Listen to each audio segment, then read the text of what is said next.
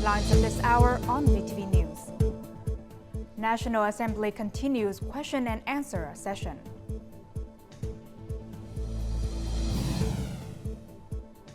And Vietnam's response to inflation pressure.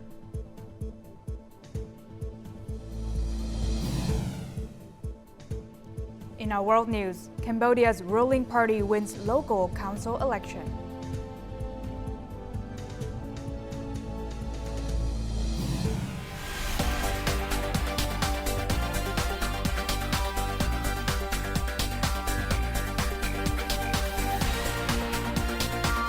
Broadcasting from Hanoi, the capital of Vietnam.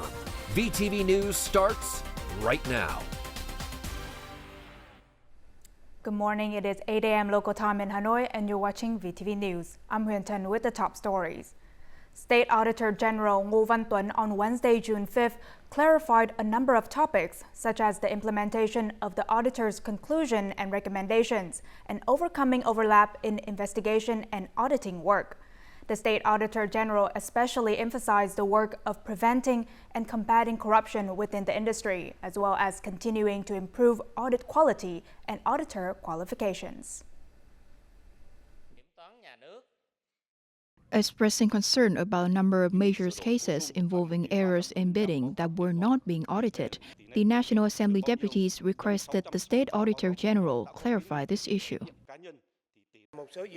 Some construction investment projects have been audited, but later the authorities still discovered violations in bidding activities. What's your explanation regarding this issue? In recent times, there have been some major cases related to bidding, specifically the negative cases of Phúc Group and Thuận An Group. I can confirm that these two units are enterprises without state capital, so they are not audited. We audited the investor unit and the project management board because they are involved in the management and use of public finances. During the audit process, we also point out errors and made recommendations for handling them. Deputies also questioned the Auditor General for solutions to strengthen the investigation and supervision of negative behaviors during the audit process. As the head of one of the agencies with anti-corruption functions, what should we do to strictly handle corrupt acts, but still protect those trying to voice concerns and make changes? In the coming time, I think it is necessary to perfect the institutions to clearly define the rights and obligations of each civil servant and right and responsibility associated with investigation and supervision work. We should also build a reasonable remuneration regime to prevent corruption. The issue of auditing companies, licensing and the qualities of auditors after the SCB Bank incident were also topics in which many deputies were interested. The SCB incident has nothing to do with the state audit because this is a public company. SCB is subject to a mandatory independent audit, and this responsibility belongs to the auditing businesses that have provided auditing services with SCB.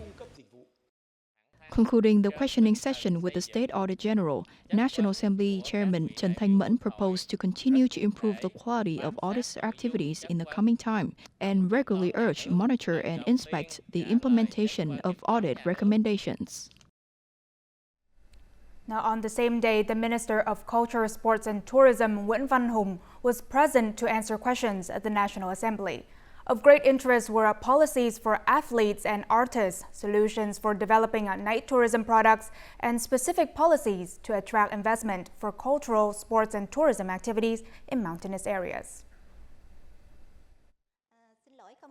Every year, the central budget spends about $35.4 million on high-performance sports, but the sports economy is underdeveloped and policies for high-achieving athletes are still inadequate. National Assembly deputies raised questions and requested solutions to this problem. Recently, a series of cases of high-performing athletes accusing coaches of cutting bonuses and rations have gained attention, thus worsening the image of Vietnamese sports. What's the long-term solution to ensure the above situation does not recur? Since discovering the violations, we have punished those at fault using administrative methods and informed other authorities to review and investigate. However, we realize that the process is still slow. Therefore, we have reviewed and completed the regulations on team management. Each article, clause, chapter, and section, from training to management work, must now be specified. The next step is to strengthen investigations and examinations. What's the ministry's solution to attract investment resources and improve the quantity, quality, and the operational efficiency of cultural institutions, especially in ethnic communities and mountainous areas? Most beautiful lands have been reserved to build a place for cultural activities and for meetings. Recently, we went to Yên Bái, to Bắc Cạn. We saw that the local authorities have closely monitored this issue. I hope that they will continue to do so, flexibly, creatively, and focusing more resources for constructions, including resources contributed by locals. Regarding the Tourism Development Support Fund, some deputies requested an explanation as to why the funding was still only in bank deposit accounts. The 300 billion Vietnam dong, or $11.8 million Tourism Development Fund can only be deposited in banks and uses interest rate to supplement promotional activities. Therefore, the money is currently spent for people and organizations of operations. The actual money, 51 billion Vietnam dong, or $2 million, was a small amount, and after 25 tasks were approved, the money couldn't be mobilized.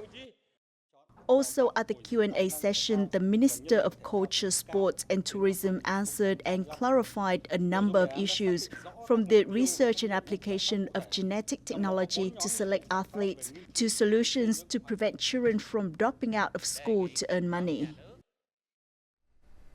Prime Minister Pham Minh Chính received New Zealand's Deputy Prime Minister and Minister of Foreign Affairs Winston Peters during his official visit to Vietnam.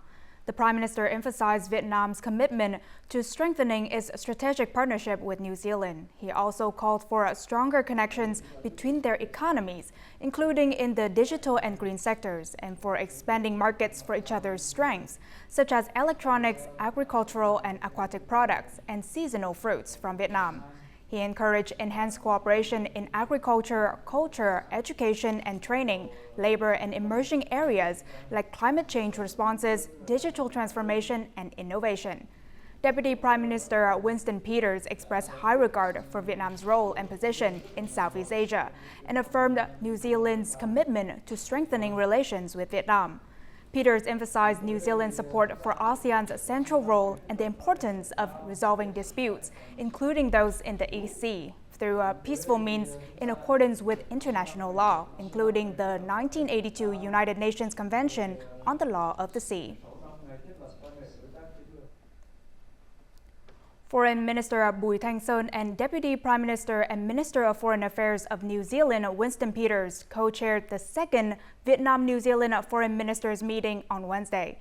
At the meeting, both sides expressed satisfaction with the positive development of the Vietnam-New Zealand strategic partnership and agreed to make further efforts to achieve a two-way trade turnover of $3 billion by 2026.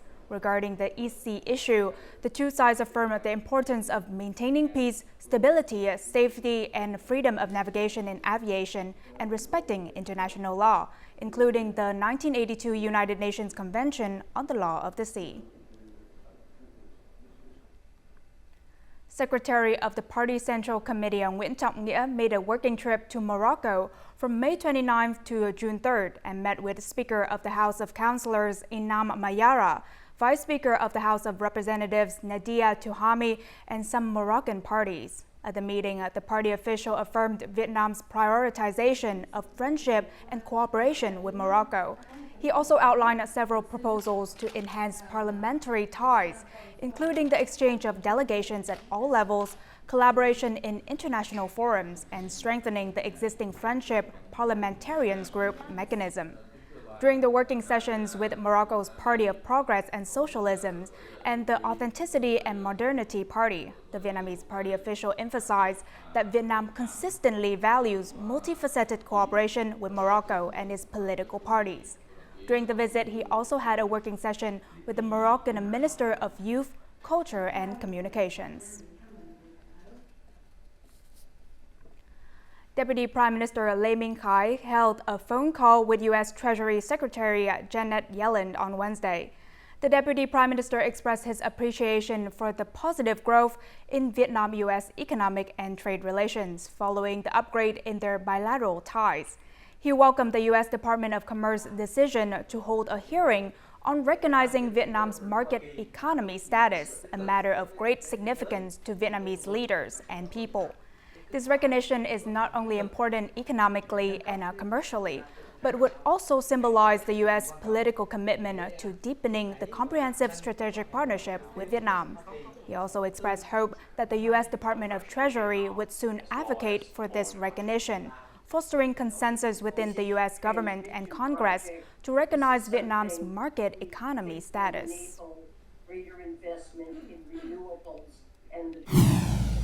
Coming up next on VTV News. Vietnam's response to inflation pressure.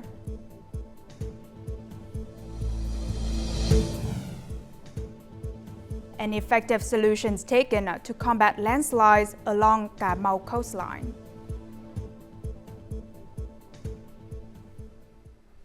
When it comes to business, it's crucial to choose a smart location with global impact.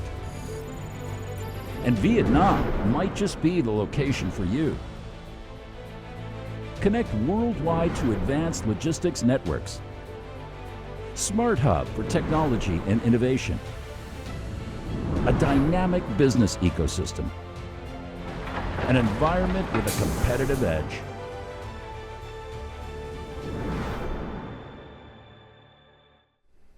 Welcome back to VTV News. Now, within the first 5 months of 2024, the average consumer price index, or CPI, increased by 4.03% over the same period last year. The CPI in May increased by 4.44% and became the highest increase of the same period in the last 5 years.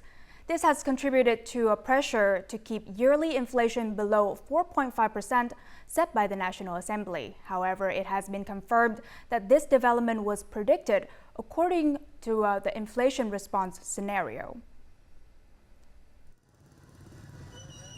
If before Tet, 1 kilogram of pork belly cost about $4.33, then now the same portion costs around $5. Consuming an average of 2.5 kilograms of pork per month, Vietnamese consumers are paying about $2 more per month than the start of the year. This is due to the African swine fever causing the decrease in the pork supply. Small traders import 30% less pork compared to the period before Tet, while the price rose to 10%.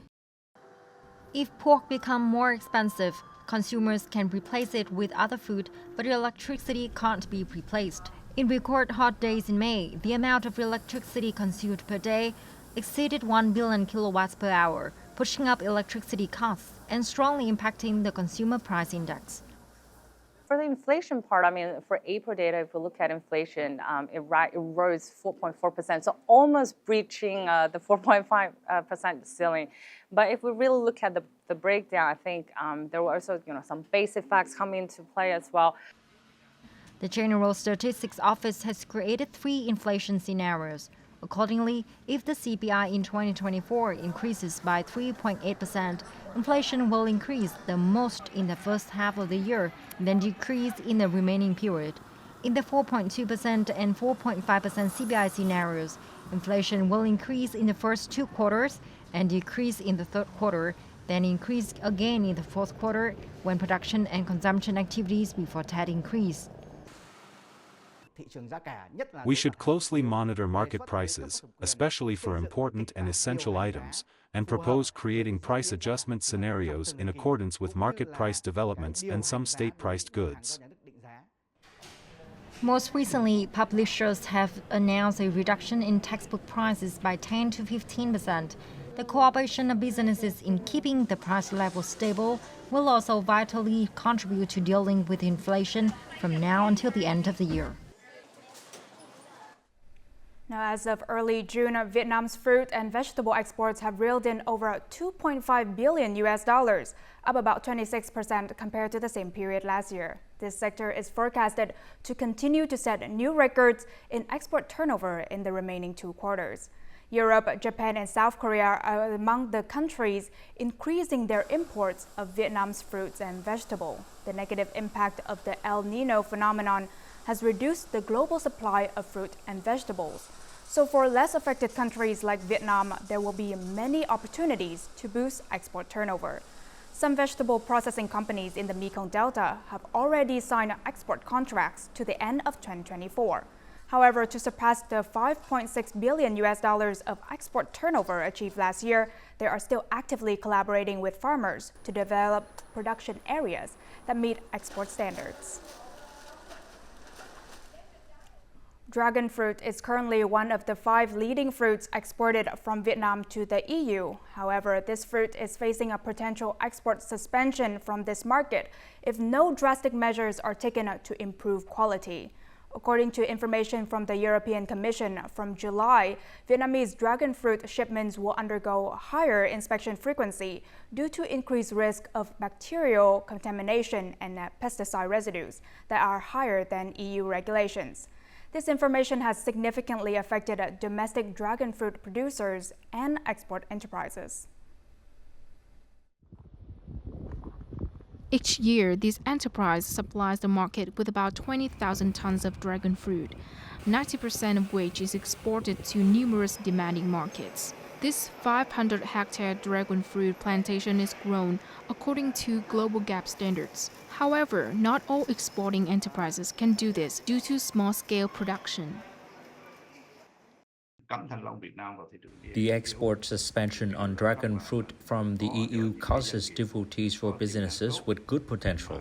Meanwhile, small businesses are not capable of ensuring quality according to EU standards, thereby affecting the entire dragon fruit production industry in Vietnam.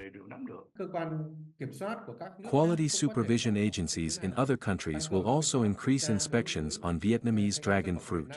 Competitors from South American countries and Thailand will also take this opportunity to increase their exports.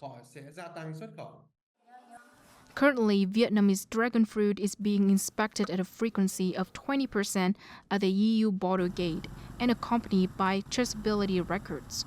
Next July, the control level will increase to 30 or 50%. The Vietnamese exporters also must show the certification of sampling and analyzes the results according to EU regulations.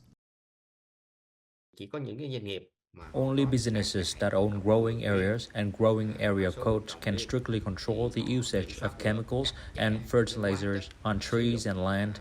In addition, Vietnamese businesses need to be equipped with techniques for dragon fruit preservation for at least 2 months. Currently, the Ministry of Agriculture and Rural Development is planning to propose the EU reduce the frequency of inspections based on the results of domestic residue control to decrease export difficulties for domestic businesses and boost dragon fruit exports to this potential market. Interconnected crises of climate change, biodiversity loss, and pollution demand urgent action to ensure a healthy future for all. And as a country heavily affected by climate change, Vietnam has shown its responsibility in recent years by implementing strong commitments to environmental protection. Localities have launched efforts to protect forests, conserve biodiversity, and restore biodiversity. Join us in the following story about Quảng Nam Province for more details. Although in planning, this was developed into a protected forest, the forest was turned into a farming area for local ethnic groups. Quảng Nam's forest management boards have negotiated and supported farm owners in planting native trees and restoring forest coverage. At Thanh River National Park, thousands of US dollars are invested annually to increase forest coverage. Farm owners are recruited for a specialized forest guard force. Farm owners will benefit from this planted forest area in the future. The flora has been recovered. 500 hectares of forest have been planted with tropical forest trees. Like many localities nationwide, destroying primary forests to plant commercial forests and trapping wild animals was common in Guangnan Province. In the past 5 years, however, since the formation of a forest protection force and specialized forest protection groups, deforestation in Guangnan Province has declined significantly. Wildlife has been given back their habitats and the forest ecosystem has been restored. Local communities have a responsibility to coordinate with functional forces to protect the forest. Local authorities have provided us with information to help us understand more about the benefits of forest protection. Protecting forests is protecting the environment and limiting landslides. Many communities have participated in forest protection, so the province still retains many areas of primary forest. The province currently has more than 500,000 hectares of primary forest. Local authorities have been implementing projects to relocate residential areas from primary forestry. Along with restoring deforested areas, Guangnan Province provides rice, so locals do not grow upland rice in hydroelectric reservoir basins. These are considered sustainable solutions for people in buffer zones of conservation areas and national parks to participate in protected forests, protecting the ecological environment and mitigating natural disasters. With its terrain being a peninsula, Cà Province constantly faces the risk of landslides. Approximately 200 kilometers, which is over 80% of the local coastline, has been eroded. Due to climate and hydrological changes, the risk of landslide is becoming more severe. To address this situation, local authorities have implemented numerous anti-landslide measures in recent years. To date, these measures have proven effective. More in the following. This embankment was built about 10 years ago in a high erosion risk area on the west coast of Cà Mau Province. In 2010, before the construction of the centrifugal embankment, erosion was severe. Since its completion, mangrove trees have regenerated, providing protection to the inner area. These mangroves currently stand approximately 4 to 6 meters tall, lining the embankment.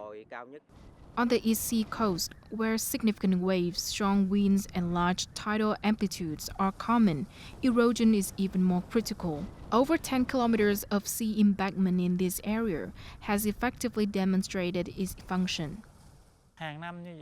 Landslides can lead to at least 1 hectare of forest loss per year. However, a centrifugal dike has helped eliminate this situation. After numerous experiments, Cà Mau has discovered a solution to construct a centrifugal dike to mitigate waves and improve the alluvial ground.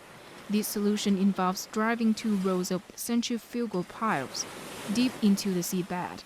The spacing between the 2 rows of piles ranges from 1.5 to 2.5 meters, depending on soil conditions and wave height. There's no connection between the boulders and the 2 rows of piles, indicating that the embankment doesn't directly resist waves. Instead, we allow the waves to flow over the top of the embankment, diminishing their force. Owing to the efforts of the locality, the support of the Central Party and international organizations, Cà Mau has constructed about 60 kilometers of sea dikes with a total cost of over $78 million. However, more anti-erosion works are needed to protect an additional 100 kilometers of the province's coastline from landslides. Coming up next in our world news. Cambodia's ruling party wins local council election.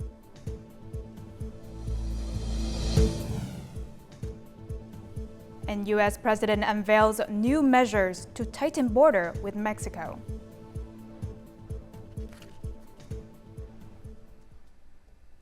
Now moving on to our world news, the ruling Cambodian People's Party has won a major victory in the local council elections. The results were announced by the National Election Committee of Cambodia on Tuesday. The results show that the Cambodian People's Party won 504 out of 559 capital and provincial seats, while the Khmer Will Party and the Nation Power Party gained 47 seats and 8 seats respectively.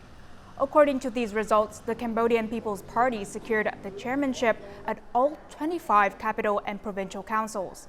For the fourth tenure, the local councils at all levels in Cambodia are expected to improve the effectiveness of monitoring activities and assisting the leadership and administration of local authorities to ensure political and security stability and promote socio-economic development in the country. U.S. President Joe Biden has recently announced new measures to tighten security at the U.S.-Mexico border and strictly manage the flow of immigrants. The new decree was issued as the White House is under heavy pressure over illegal immigration ahead of the November elections. Accordingly, illegal immigrants who are caught at the U.S.-Mexico border can have their asylum requests denied and be quickly deported or returned to Mexico. The new measures will take effect immediately, but there are exceptions for unaccompanied children, people with medical problems, or victims of trafficking. The restrictions will remain in place until 14 days after the 7-day average of illegal crossing drops below 1,500. They will go back into effect once the number reaches 2,500. Deported people could face a 5-year ban from re-entering the U.S. or even a criminal prosecution. At least 15 people in Sri Lanka have been killed in landslides and severe flash floods. Sri Lanka's Disaster Management Center said that more than half of the country's localities have been hit by floods. Nearly 160,000 people in this South Asian nation have been affected as heavy rains uprooted trees and caused widespread power outages. More than 100 evacuation and relief centers have been set up to assist affected people. The government has approved a proposal to rebuild homes that have been completely destroyed due to the disaster. With a resolution of over 3.2 gigapixels, a nearly 3-ton weight, and the ambitious task of carrying out an unprecedented decade-long exploration, the largest digital camera ever built for optical astronomy is ready to be installed under the clear skies of northern Chile. More in the following. The piece is required to assemble the astronomical observatory, named the Vera C. Rubin Observatory, include a ground-based telescope and camera. These pieces traveled in several vehicles to reach the summit of Cerro Passion in the Coquimbo region, on the edge of the Atacama Desert. So the lenses of the camera are about 1.6 meters in size. It also has a record for the largest number of pixels in a camera. The camera itself weighs about 3,000 kilograms, and all of the cooling equipment and all of the filters and everything that we needed for operations are now on the summit and ready for checkout. The Vera Rubin Observatory is a complex system consisting of an 8-meter-wide field ground-based telescope and an automated data processing system. It will generate approximately 20 terabytes of data per night, and its 10-year exploration will produce a catalog database of 15 petabytes. The Vera Rubin Observatory at the end will study a variety of different scientific topics. But the main one, and the reason why all of the different partners have gotten together, is to really understand the nature of dark energy and dark matter in the universe. So Vera Rubin will really help us understand what really most of the universe is made of in general. And then there are a variety of other topics that we'll study, including things like potentially Earth-crashing asteroids and nearby stars and planets. Chile hosts much of the world's investment in astronomy thanks to the clear skies of its Atacama Desert, the driest desert on Earth. Now let's move on to the weather forecast.